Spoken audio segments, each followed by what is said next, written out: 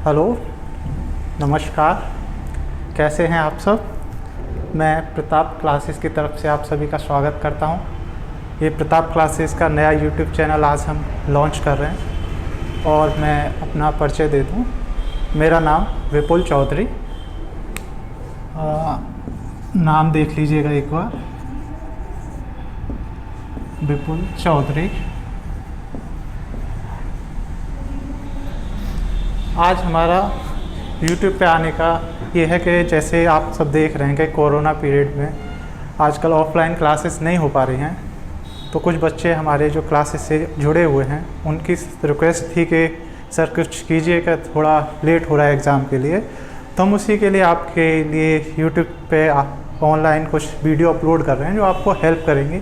आज की जो मैं वीडियो दूंगा वो हमारी सिर्फ इंट्रोडक्शन टाइप की रहेगी, कुछ पढ़ाना वगैरह नहीं है। कोचिंग का क्या है, कोचिंग का नाम कैसे आया, कोचिंग का मोटिव क्या है, कोचिंग की फैकल्टी क्या है, क्या क्या चीज़ें हैं जिनमें हम आपको प्रिपरेशन करा रहे हैं, तो उसी के बारे में आप सभी को बताऊंगा। तो एक छोटी सी बात बता दूं कि ये जो प्रताप क्लासेस का हमारा जो सेटअप है, प्रताप क्लासेस जो है लास्ट ईयर प्रताप क्लासेस का जो लास्ट ईयर 7 अगस्त 2019 में ओपनिंग हुआ। इसका जो प्रताप नाम रखने के पीछे का बस एक छोटा सा वजह है कि ये जो नाम है प्रताप, ये मेरे दादाजी का नाम है।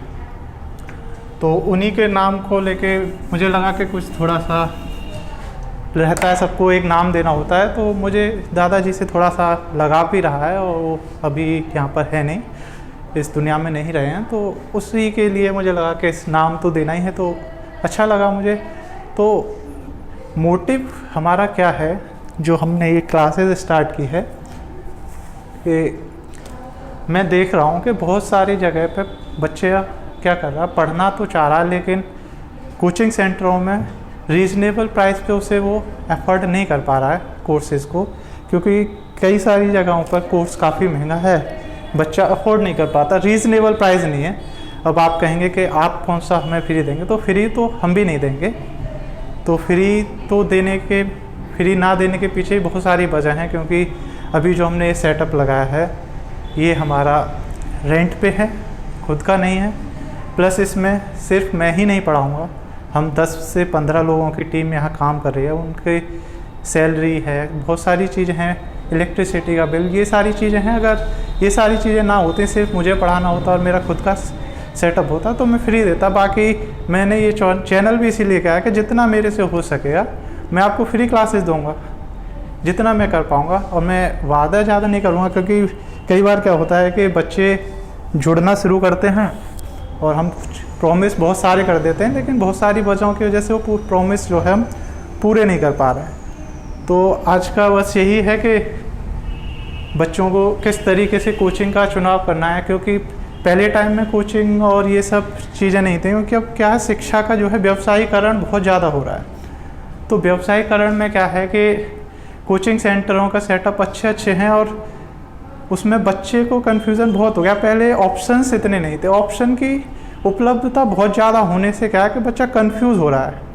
तो बच्चे के कंफ्यूज होने के लिए तो छोटी छोटी बातें जो मैं समझ पाया, क्योंकि मैं आज आपके यहाँ सामने हूँ बेशक, लेकिन मैं पिछले टाइम में एक एज ए स्टूडेंट भी मैं रहा हूँ, तो मुझे पता है कि चीज़ें कहाँ से क्या क्या चीज़ें हैं जिन पर हम काम कर सकते हैं, कैसे है।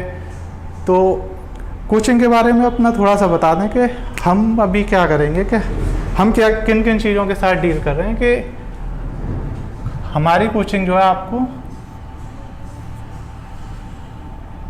एक तो वेल एजुकेटेड फैकल्टी है हमारी, दूसरा हम टेस्ट को हम 2 तरीके से लेते हैं, मंथली टेस्ट होते हैं और वीकली भी टेस्ट होते हैं। जो बच्चे हमारे साथ पढ़ चुके हैं, आपसे किसी से आपकी कभी यहाँ मुलाकात हो तो आप जानेंगे कि हमने ऐसा क्यों किया है। क्योंकि कई बार क्या हो रहा है कि पढ़ा तो सभी रहे हैं, लेकिन बच्चे इवैल्यूएशन करने के लिए टेस्ट देना बहुत ज़रूरी है। और बहुत सारी कोचिंग सेंटर अच्छी फैसिलिटी दे रही हैं और बच्चे अच्छा कर भी रहे हैं। बहुत सारी अच्छी अच्छी कोचिंगें हैं जो मॉक टेस्ट वगैरह सारी फैसिलिटी आपको दे रही हैं। तो फैसिलिटी लेकिन सबके लिए इतना अफोर्ड करना नहीं है कि सब दिल्ली जाके तैयारी कर लें, और सबके लिए हो भी नहीं पाता, क्योंकि दिल्ली में सिर्फ आपकी कोचिंग की फ़ीस तो अब ज़्यादा कह नहीं सकते कि ज़्यादा है आज के टाइम में, लेकिन वहाँ का रहने का और वो सारे जो एक्सपेंसेस हैं वो बच्चा अफोर्ड नहीं कर पाता। तो कोई नहीं, हम लोग भी दिल्ली से पढ़े हुए हैं तो हमने वहाँ देखी हैं बच्चे की, स्टूडेंट की क्या क्या परेशानियाँ रहती हैं। तो आपको क्या करना है कि कोचिंग का चुनाव करते टाइम 2 चीज़ें देखने के, फैकल्टी जो है ठीक हो, आप पढ़ के देखें। भाई देखो, बिना पढ़े पता नहीं चलेगा। तो मैं कहूँगा कि आप 3 से 4 जो आपका वो काम है, ये आपको होमवर्क समझिए, 3-4 अच्छी कोचिंगों के बारे में पता कीजिए, उनकी डेमो क्लासेस लीजिए। डेमो क्लासेस लेने के बाद आपको करना क्या है कि कंपैरिजन कीजिए कि आपको किससे अच्छा समझ आता है। देखो, टीचर सारे ही अच्छा पढ़ाते हैं, समस्या है बस आपको कि आपको जो टीचर समझा पाए आपको उसी से पढ़ना चाहिए। क्योंकि बहुत सारे अच्छे टीचर हैं तो सभी को समझ आता नहीं। कई बार क्या होता है कि अच्छे टीचरों से भी कोई बच्चा नहीं समझ पाता, और एवरेज टीचर हो, जो भी अच्छा टीचर हो, उससे बच्चा समझ लेता। तो आपको यही करना है कि आपकी समझ में जिस टीचर से आए आपको वो टीचर्स देखना, फैकल्टी में यही देखना है कौन सा टीचर किस तरीके से पढ़ा रहा है और आप कितना समझ पा रहे हैं। तो आप वही कीजिएगा। तो आपको टेस्ट भी होते रहने चाहिए। कोचिंग का ये नहीं है कि आप कोचिंग में हैं लेकिन आपका टेस्ट ही नहीं हो पा रहा है, क्योंकि एग्ज़ाम में तो भाई टेस्ट ही आना है। तो क्योंकि टेस्ट के जब तक आप होगे नहीं, आपका अपना इवोल्यूशन नहीं होगा। तो टेस्ट पे ज़्यादा फोकस करें। दूसरा आपको देखना है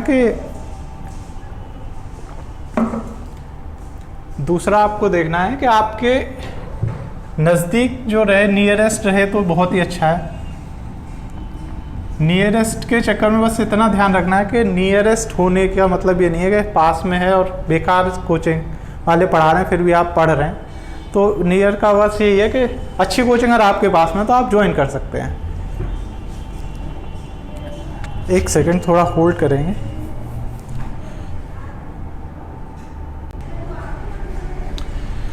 ठीक है, अभी फिर से कंटिन्यू करते हैं। तो मैं बता रहा था कोचिंग की 2-3 चीज़ें हैं, और उसका मटेरियल देखिएगा। मटेरियल एग्ज़ाम ओरिएंटेड होना चाहिए, यही सब चीज़ें हैं तो मेन जो रहती हैं। इसके बाद अभी तक क्या है कि मैं देख रहा हूँ बच्चे के लिए कि बच्चा आजकल डिप्रेशन में बहुत जा रहा है। कन्फ्यूज़न तो है ही है, डिप्रेशन में भी बहुत जा रहा है। और बच्चे की कमियां बहुत सारी ये हैं कि हमारी सबकी भी कमियां हैं। हम क्या कर रहे हैं कि जो लोग सफल हो गए उनके बारे में हम जान रहे हैं कि वो सफल हुए हैं तो कैसे हुए हैं। लेकिन कोई भी सफल व्यक्ति, मैं जितने लोगों से मिला हूँ, जितनों के बारे में सुना है, सफलता से पहले उन्होंने बहुत सारे फेलियर्स देखे हैं अपनी लाइफ में। फेलियर्स से सीखना चाहिए।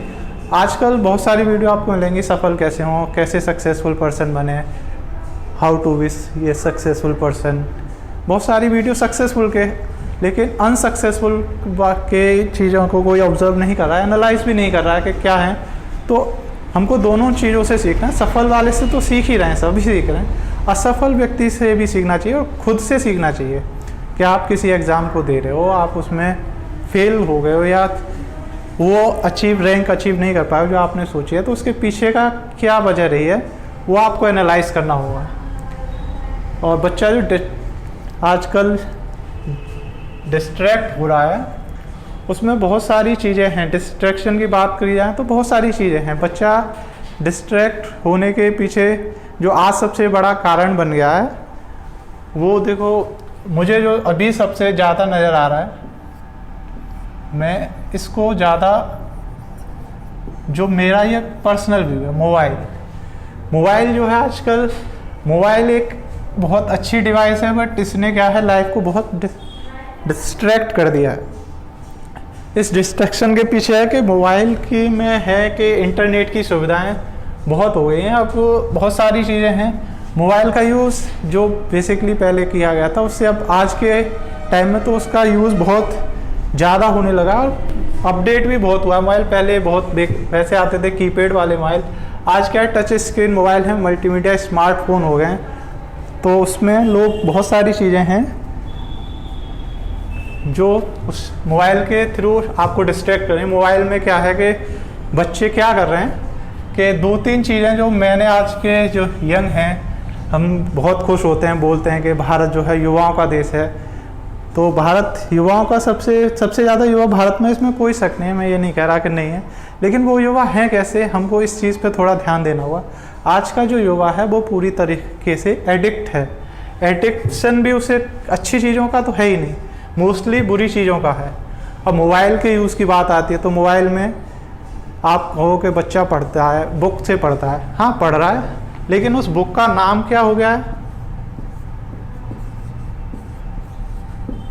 फेसबुक। ये बॉयज़ हो, गर्ल्स हो, बड़े हों, छोटे हों, फेसबुक पे 3 से 4 घंटे, मतलब फेसबुक एक ऐसा प्लेटफॉर्म है, बहुत अच्छी चीज़ के लिए इसका इन्वेंशन हुआ था, लेकिन अभी फेसबुक ने क्या है, टाइम को इतना ख़राब किया है। अगर एक बार आपने फेसबुक का खोल लिया तो आपके 1.5 से 2 या 3-4 घंटे कब निकल जाएंगे आपको खुद पता नहीं चलेगा, क्योंकि इस पर बहुत सारी वीडियो फट से आते हैं। अब दूसरी जो सबसे ज़्यादा युवाओं को ख़राब कर रहा है, पबजी एक मोबाइल गेम है। आज का युवा है, बॉयज़ बहुत पबजी को, मतलब गर्ल्स तो मैंने कम ही देखा, लेकिन आज के युवा जो होनहार बच्चे हैं, जो कल भारत के होनहार युवा होंगे और अच्छे नागरिक बनने चाहिए, वो आज अपना टाइम कहाँ किल कर रहे हैं? पबजी पे। पबजी का तो ये मानो ऐसी लत लगी है कि 5 से 12 घंटे तक, 12 घंटे लोग पबजी खेलने में लगा रहे हैं। 24 घंटे का दिन है, 10 से 12 घंटे पबजी खेल लिया, 12 घंटे में क्या करेंगे? रात भर खेल रहे हैं तो रात में बच्चा खेल रहा है तो क्या करेगा? सोएगा, पढ़ेगा कब? पढ़ना तो है ही नहीं। पढ़ के किसी ने क्या किया, लोगों का यही मानना है। पबजी में उन्हें अपना कोई गोल्ड बना रहा है, कोई क्राउन पे है, कोई प्लेटिनियम पर, रैंक दिखाते हैं कि हमारी ये रैंक है, हमने ऐसा हेडशॉट लगाया, पता नहीं बहुत सारी चीज़ें हैं। तो आपको अपना टाइम बचाना है। अब सबसे अच्छी एक चीज़, हाल ही में एक अच्छी चीज़ हो गई, वैसे तो काफ़ी लोगों को उसका दुख है, और स्पेशली मैं कहूँ तो लड़कियों को, क्योंकि हुआ क्या है कि एक इस नाम से बहुत बढ़िया वीडियो मेकिंग ऐप जिसे कहते हैं टिकटॉक, उस पर क्या था, लड़कियों ने यहाँ पे 3 से 5 घंटे नहीं निकाले वीडियो बनाने के अलावा। वीडियो बनाने में कितने घंटे जा रहे हैं इसका तो हिसाब किताब है ही नहीं। 3 से 5 घंटे लड़कियों का नहीं है, लड़के भी टिकटॉक पे इतना टाइम ख़राब कर रहे हैं, क्या पबजी के बाद अगर लड़का कहीं टाइम ख़राब कर रहा है, टिकटॉक पे देख क्या रहा है? लड़कियों की वीडियो देख रहा है। लड़कियां अपनी वीडियो डाल रही हैं। हमारे टाइम में क्या था कि लड़कियां काफ़ी अलग रहती थी, वो चाहती थी कि कोई छेड़खानी ना हो, लेकिन आज ये थोड़ा सा वो है कि लड़कियां अपनी तरफ से ही आती हैं, सारी वीडियो आजकल अपनी बना रही हैं। और किस किस तरीके की वीडियो बन रही हैं, जिन्होंने टिकटॉक पर देखा होगा, मैंने तो ज़्यादा यूज़ किया नहीं और मैं सबसे मना भी करता हूँ, अपने घर में ही मना करता हूँ, लेकिन हमारे भी हैं 2-3 भतीजियाँ, टिकटॉक तो कभी कभी वो दिखा देती हैं, चाचू ये देखो, तो मैं देख रहा हूँ, उस पर कुछ काम का नहीं है, सिर्फ टाइम ही ख़राब होना है। अगर आप पढ़ने में कुछ करना चाहते हैं तो इन सब चीज़ों से दूर होना होगा, और कोई भी वीडियो अपलोड करने से पहले आपको डिसाइड करना पड़ेगा ये आपके लिए कितनी यूज़फुल है या नहीं है, तभी उस वीडियो को प्ले करें। चौथे नंबर पे बात करें तो यूट्यूब पे बच्चा टाइम दे रहा है। यूट्यूब पे क्या है कि यूट्यूब बहुत अच्छा प्लेटफॉर्म है, मेरे लिए तो बहुत ही बढ़िया रहा है, क्योंकि यहाँ से मैंने बहुत सारी चीज़ें सीखी हैं, लेकिन युवा नहीं सीख पा रहा। बात युवाओं की उसकी चल रही है, क्योंकि युवा क्या कर रहा है, यूट्यूब का यूज़ बहुत सारे मूवी देख रहे हैं, यूट्यूब पे लोग मूवी डाल देते हैं, बच्चे देखे जा रहे हैं, फ़नी वीडियो देख रहे हैं, फ़नी वीडियोस देख रहे हैं।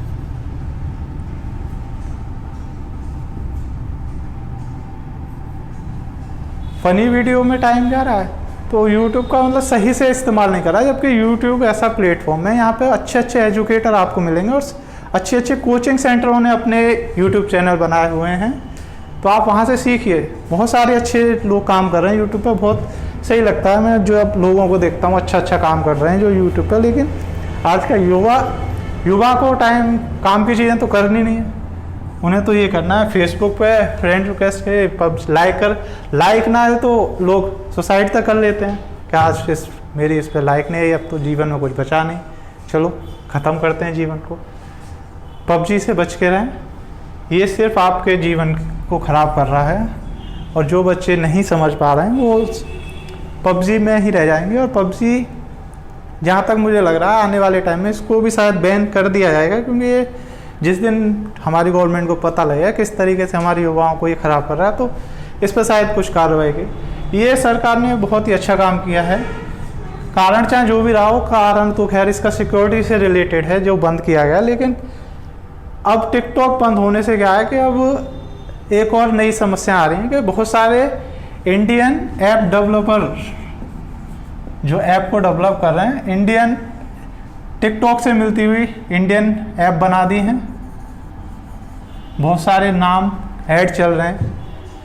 रोपोसो करके कोई ऐप है, वीडियो भी बनती है। चिंगारी है, चिंगारी में लोग चिंगारी से आग लगा रहे हैं, कह रहे हैं मैंने चिंगारी पे वीडियो डाली है, उस वीडियो ने आग लगा दी है। अब किस तरीके की आग लगाई है भाई, ये तो जो देख रहे होंगे वही बता सकते हैं। तो मेरा कहने का बस यही है कि इन सब चीज़ों से बचो। मोबाइल पहला डिस्ट्रैक्शन है, और भी एक सबसे ख़राब चीज़ है जो इंटरनेट की इतनी आसानी से जो उपलब्धता हो गई है, उसने जो किया है वो इंटरनेट से क्या है कि पहले इंटरनेट जो था लिमिटेड था, क्योंकि काफ़ी महंगा भी था, और आजकल आम आदमी की पहुंच में आ गया है इंटरनेट। तो बहुत सारी चीज़ें हैं जो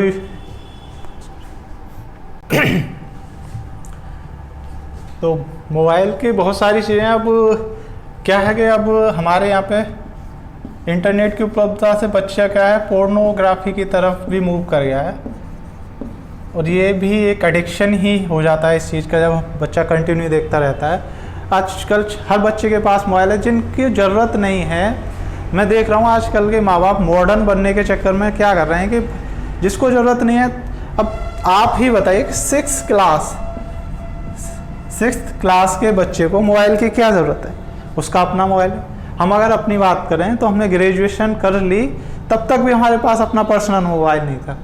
आज 6th क्लास के बच्चे को मोबाइल है, और भाई मोबाइल है तो फ्रेंडशिप होगी, फ्रेंडशिप से लव में कहानी जाती है, और भी बहुत सारी चीज़ें बढ़ती जाती हैं, और बच्चा फिर जाके आगे फंस जाता है। क्योंकि अभी 6th क्लास के बच्चों को यार क्या ही समझ होगी, मुझे तो नहीं लगता कि बहुत मैच्योर है और ये सारी चीज़ें समझ पाएगा कि कोई उसे जाल में फंसा रहा है। और उन बच्चों को लोग बहुत जल्दी फंसा रहे हैं जो युवा हैं, जो 14 साल से ऊपर हैं। आजकल के वैसे ही बच्चे इतने हैं कि मैं देख रहा हूँ कि गर्लफ्रेंड तो एक कंपलसरी सी चीज़ हो गई है। गर्लफ्रेंड बॉयफ्रेंड, जिसका बॉयफ्रेंड ना हो लड़की का, उसको तो ऐसे कोने में लड़कियाँ छेड़ती हैं, उसे अलग अलग तरीके कमेंट करते हैं। ऐसे ही लड़के के साथ भी हो रहा है, उसकी गर्लफ्रेंड नहीं है तो उसको पता नहीं कैसे देखा जाता है कि पता नहीं इसके पास क्या चीज़ नहीं है।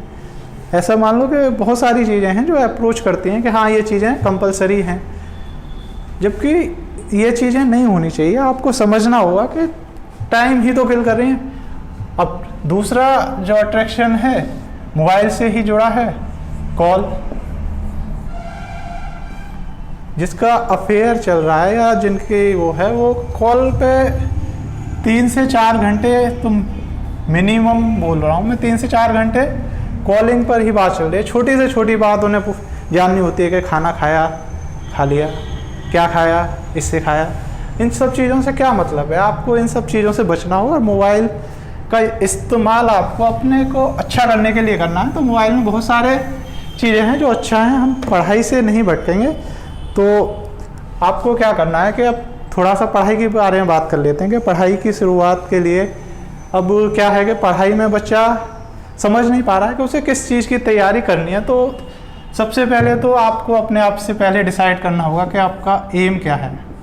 मैं देख रहा हूँ कि बच्चा सिर्फ अपनी क्वालिफिकेशन के हिसाब से एग्ज़ाम दिए जा रहा है, जबकि उसे अपनी पता ही नहीं है कि मेरी योग्यता क्या है, मैं कौन सा एग्ज़ाम क्रैक कर सकता हूँ। बहुत सारे एग्ज़ाम हैं जो 12th एलिजिबिलिटी तो भाई किसी की भी हो सकती है, ग्रेजुएशन से हैं, लेकिन आपको देखना होगा कि आपका जो एम है, आपको एटलीस्ट बनना क्या है। आप पहले अपना एम डिसाइड कीजिए, उसके बाद उस एम को पाने के लिए जिस एग्ज़ाम की प्रिपरेशन के लिए फिर आप बनाइए कि ये एम है, इसके लिए ये एग्ज़ाम है, इसके लिए कितना पढ़ना है, कितना नहीं पढ़ना है, कहाँ से पढ़ना है, आपका डिसाइड ही नहीं है। 12th पास हैं, कोई भी जो इतने भी एग्ज़ाम हैं सारे एग्ज़ाम आपको देने हैं, जबकि मैंने जितना देखा है और जितने एग्ज़ाम दिए हैं सारे एग्ज़ाम अलग अलग तरीक़ा का, उनका पैटर्न अलग होता है, उनके क्वेश्चंस का नेचर अलग अलग होता है। आप एक है एसएससी, काफ़ी फेमस है। एसएससी का क्या है कि एसएससी के ही मैं अगर बात करूं तो इसमें 3-4 तरीके के आपके एग्ज़ाम हैं, जो एसएससी सीजीएल है, सीपीओ है, सीएचएसएल है और एमटीएस इसी में कर लेते हैं। सीजीएल एक ही कमीशन कंडक्ट कर रहा है सारे एग्ज़ाम, लेकिन ये भी ग्रेजुएशन, ये 12th के बाद होता होगा शायद, इतना मुझे श्योर नहीं हूँ। सीपीओ और सीजीएल दोनों ग्रेजुएशन के बाद के एग्ज़ाम है, लेकिन क्या है इसमें कई सारे टीयर हैं। अब आपको जब तक एग्ज़ाम का पैटर्न, उसका नेचर नहीं जानोगे तो कैसे देखो। सीपीओ के लिए क्या है, मैथ का जो वेटेज है थोड़ा कम है, मैथ प्लस इंग्लिश का इसमें ज़्यादा रहता है।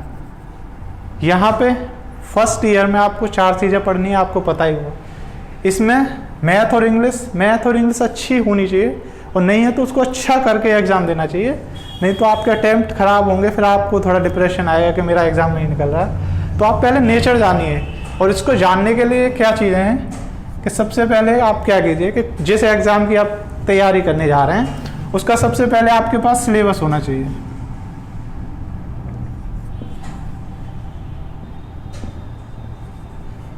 सिलेबस के बाद आ जाइए लास्ट 4 to 5 ईयर, 5 ईयर्स के प्रीवियस पेपर होने चाहिए। सिलेबस से क्या पता लगेगा कि आपको कितना पढ़ना है, कहाँ से पढ़ना है। टॉपिक सारे उनके सेम से रहते हैं, टॉपिक से मतलब नहीं है। टॉपिक में आपको हेल्प क्या करेगा, लास्ट के जो 5 ईयर्स प्रीवियस ईयर की मैं बात कर रहा हूँ, जब आप इनको सिर्फ लेके नहीं रखना है, उनका एनालाइज करना है, उनके क्वेश्चन देखने हैं किस तरीके के, किस लेवल के हैं। ये सारी चीज़ें करोगे तभी तो पता लगेगा कि इस सिलेबस से इतना पढ़ना है। कोई बहुत सारे टॉपिक हैं, बहुत इंपॉर्टेंट टॉपिक हैं, उनको ज़्यादा अच्छे से पढ़ना है। बहुत सारे हैं जिनको छोड़ा भी आता है, इग्नोर भी कर दोगे, कोई दिक्कत नहीं है। तो उस हिसाब से आपको ये सारी चीज़ें मदद करेंगी यहाँ से।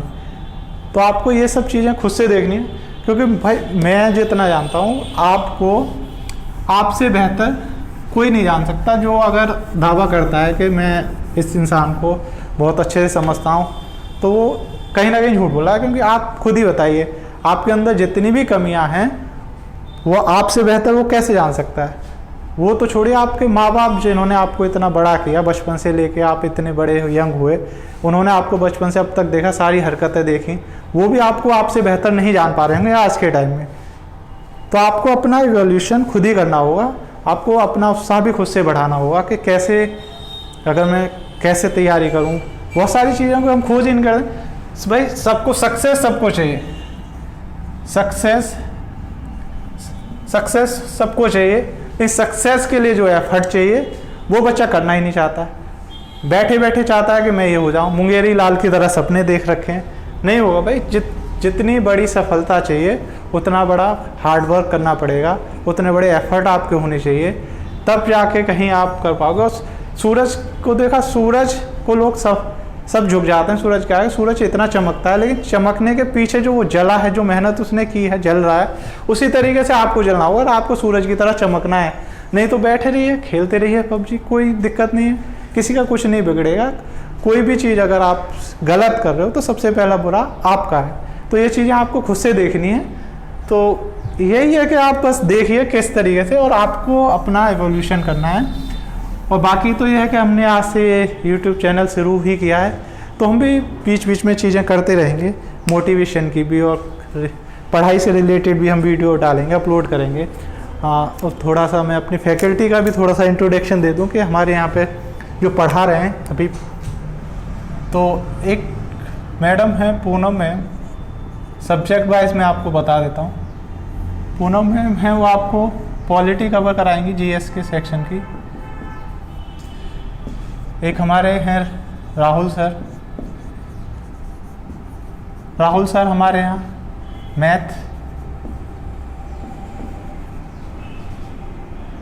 Math and English. मैं खुद की बात करूं तो मैं आपका रीजनिंग सेक्शन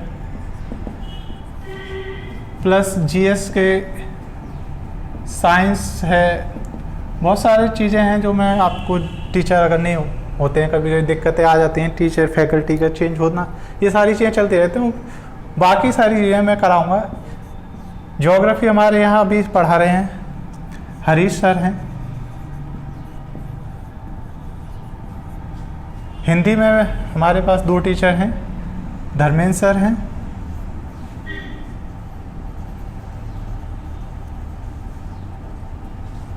दूसरे हैं राजकुमार सर, जो अभी तक हम पिछले साल से अब तक जो, और 2-3 टीचर हैं हमारे यहाँ। कॉमर्स भी हैं, एक सर कॉमर्स पढ़ा रहे हैं हमारे यहाँ पे, सचिन सर हैं जो कॉमर्स में डील करते हैं। तो अच्छी टीम है, अच्छा अनुभव है उनका। तो ये तो रही। तो भाई जो पढ़ना चाहते हैं पढ़िए, और जिन्हें पबजी खेलना खेलने दीजिए, पढ़ने वाले को कोई दिक्कत नहीं होनी चाहिए। सबकी अपनी लाइफ है, जो जैसे जीना चाहता है जी सकता है, लेकिन जिसको पढ़ना है वाकई वो अच्छी चीज़ें देखे। आजकल ऐसा नहीं है कि चीज़ें अच्छी नहीं, बहुत सारे मैं एजुकेटर देख रहा हूँ ऑनलाइन बहुत अच्छा पढ़ा रहे हैं। आप किसी कोचिंग को ज्वाइन करने की भी ज़रूरत नहीं है। कोचिंग की जो इम्पोर्टेंस है वो इसलिए बढ़ी है, देखो आजकल सारी चीज़ें आपको ऑनलाइन मिल ही रही है। अच्छे से अच्छे एजुकेटर है, बस आपको थोड़ा सा एफर्ट डालना। अच्छी चीज़ें भी हैं, अच्छा लोग कर रहे हैं, बहुत अच्छे टीचर हैं, मैं भी देख रहा हूँ बहुत सारे अच्छे लोग भी हैं जो मोटिवेशन से लेके बहुत सारी चीज़ें कर रहे हैं। वो आपको बस अच्छा तभी मिलेगा जब वो अच्छे की तरफ जाएंगे। तो करते रहिए, पढ़ाई अच्छी चीज़ है। तो कोई स्थिति जो आपको अपने परिवार की बदल पाएगी, जैसे आपके फादर्स जो रहे हैं, आपको उनसे ऊपर अपने परिवार को लेके आना है, तो आपको उनसे अच्छा करना पड़ेगा। पढ़ाई एक ऐसी चीज़ है जो आपकी आर्थिक, पारिवारिक, सामाजिक सारी परिस्थितियों बदलने का दम रखती है। आप देख लीजिए जितने भी लोग हुए हैं वो एजुकेशन से जुड़े जरूर रहे हैं। लोग कहते हैं कि ज़्यादातर लोग सक्सेसफुल रहे हैं तो वो ड्रॉप आउट जरूर रहे हैं, लेकिन उन्होंने पढ़ाई को छोड़ा नहीं। उन्होंने पढ़ाई से जुड़ी हुई चीज़ों को ही तो इन्वेंट किया, तभी तो आगे पहुंच पाए हैं। तो लोग आपको, अगर उन लोगों, सक्सेसफुल लोगों में उस तरीके के बड़े काम करने हैं तो आपके एफर्ट बड़े होने चाहिए और करने चाहिए। आप पे काम ही क्या, अभी आपकी लाइफ है पढ़ाई करने की। इस एज पे नहीं पढ़ रहे हो तो कब पढ़ोगे? करने से होता है, और बाबा रामदेव भी बोलते हैं करने से होगा। वक्त बदलता है फिर बदलेगा। तो आज के लिए इतना ही रखते हैं। बाकी आप जो भी कमियां हैं, बहुत सारी, क्योंकि हमारा पहला वीडियो है, बहुत सारी कमियां भी होंगी, तो कमेंट बॉक्स में जाके आप हमें अपने सजेशन दे सकते हैं। क्योंकि अभी तो हम जस्ट 1 साल का वेंचर हुआ है और हमने ऑनलाइन कभी कुछ ऐसा किया भी नहीं। तो हमारा प्रयास है अच्छा लगे, कमेंट जो भी जैसा भी है, कमेंट अच्छा बुरा जो भी करेंगे आप कीजिएगा। आज के लिए इतना ही रखते हैं। All the best, thank you for watching, धन्यवाद।